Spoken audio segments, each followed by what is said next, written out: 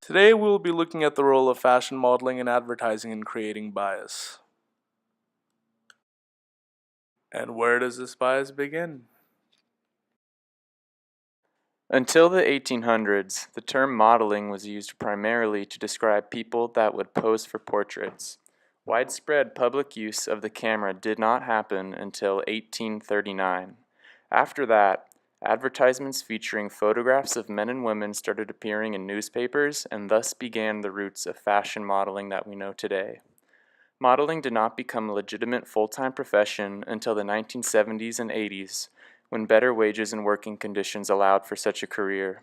Because modeling was not a means to generate a living for so long, it is reasonable to assume that only the wealthiest members of society could participate as models. And back then, the wealthiest members of society were predominantly white. The population of white models has been heavily saturated from the very beginning and has proven to be a very difficult characteristic to shake. Gender statistics are hard to come by, but the online blog Jezebel has been calculating the percentage of white models walking the runway at New York Fashion Week since 2008. In 2013, New York Fashion Week saw 82.7% white models, 9.1% Asian models, 6% black models, 2% Latina models, and 0.3% other.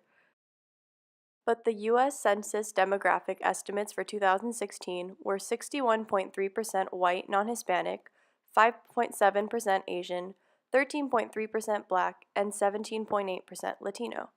Some improvement has been made as 2017 showed 10.33% black models, 7% Asian, 3.36% Latina, and 4.27% other, but there is still much more room for improvement.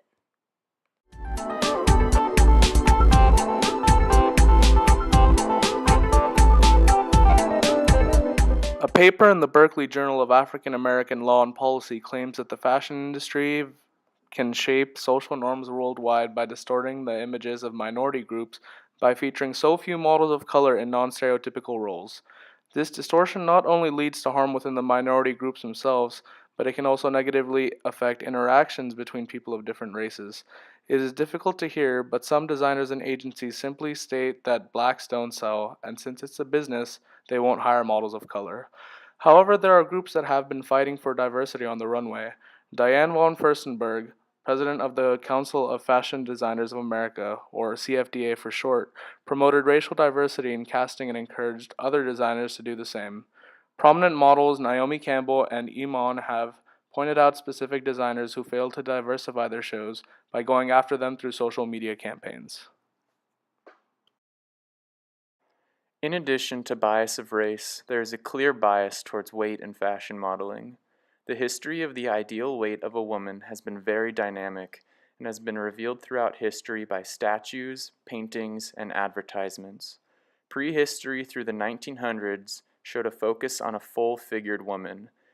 Venus figurines from as long as 25,000 years ago to French, Spanish, and American paintings from the early 1900s depict curvy women that symbolize attractiveness and fertility. A shift was seen to a more slender physique in the 1920s as smaller bodies started to appear in the magazines. This shift also overlapped with a growing epidemic of eating disorders occurring in young women. The skinnier look was later reinforced in the 90s with the waif-like body type. The 90s was also a time when obesity sharply rose and was reported on in the media. The only two images being presented were that of the skinny supermodel, which was celebrated, and larger bodies which were labeled as unhealthy. This in turn led to a loss of self-confidence in the 2000s and many psychological disorders that we will expand upon later in this presentation. Lastly, the 2010s have shown an embracing of diverse body types. There are still challenges with social media and negative body image, but there is media that reinforces positive body images as well. I was rooting for you. We were all rooting for you. How dare you? Learn something from this. With modern technology and social media, fashion modeling and advertising have been more accessible than ever. Social media plays a substantial role in our everyday lives, and social media exposure and advertisements go hand in hand. We are exposed to ads on nearly every social media platform, For example, Facebook, Instagram, Twitter, and YouTube, just to name a few. These advertisements have the potential to influence our thoughts and behaviors, even in unintentional ways. For example, in highly publicized televised events like the annual Victoria's Secret fashion show, even if we do not have a personal interest in the show and do not watch it on TV, we are often inadvertently exposed to it through the people we are connected with on social media through tweets, memes, or Facebook posts and comments. Additionally, the lack of representation of different races and body types in fashion events or in advertisements of clothes or products can possibly create race and weight biases. Limited exposure in fashion and advertising may have the potential to subconsciously affect our ideas about what appearances are considered normal or beautiful. An epidemiological study that investigated prevalence rates of eating disorders found that lifetime prevalence rates of anorexia nervosa, bulimia nervosa, and binge eating disorder are 0.3, 0.9, and 1.6% respectively.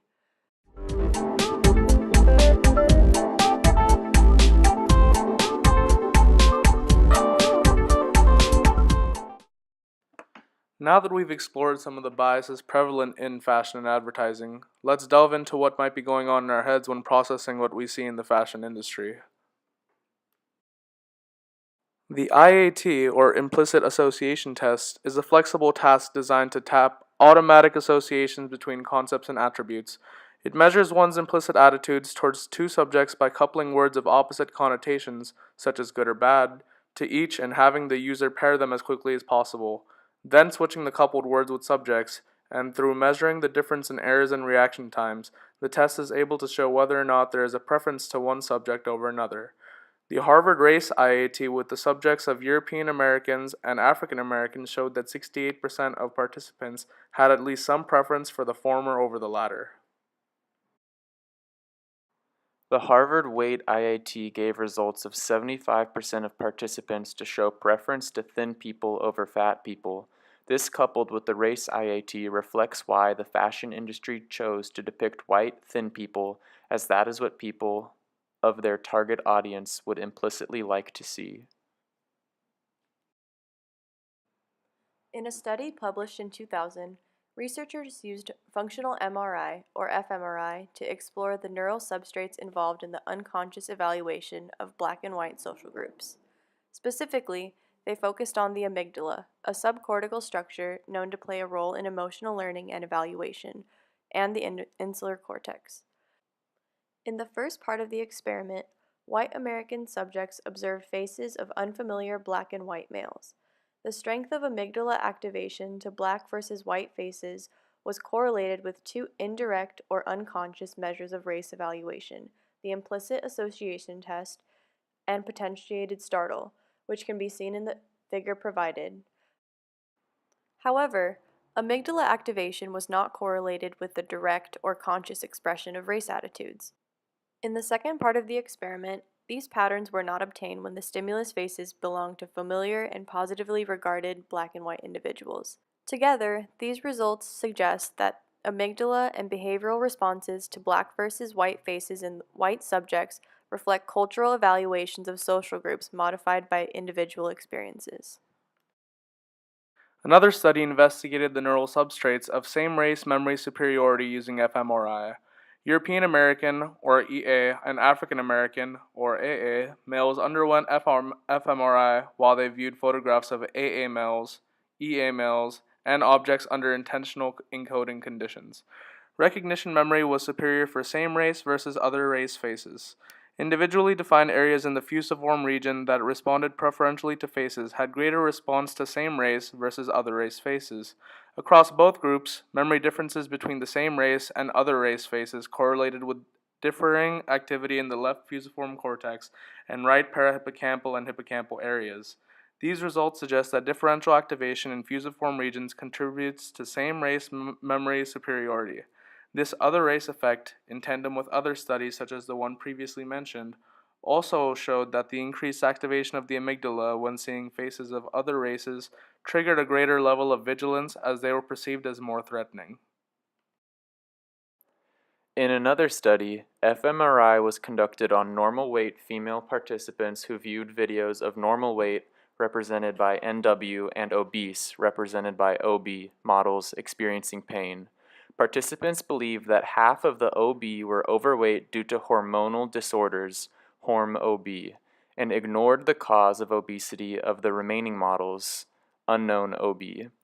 There was decreased activity to the observation of pain of obese people compared to that of normal weight people in areas associated with pain processing, such as the bilateral insula, somatosensory cortexes, and the thalamus, as well as the right inferior frontal gyrus, an area associated with emotional resonance.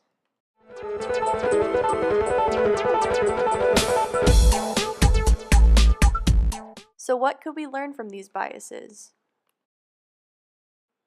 As one might guess, these neurobiological biases that are created have real consequences for how we live our day-to-day lives. Biases against people of a certain race or weight affect our thoughts, behaviors, and attitudes, and can certainly hurt others as well as ourselves. Levine and Murin in 2009 conducted a review to evaluate the relationship between media, negative body image, and disordered eating in females to determine if the media alone acted as a causal link in the development of eating disorder pathology.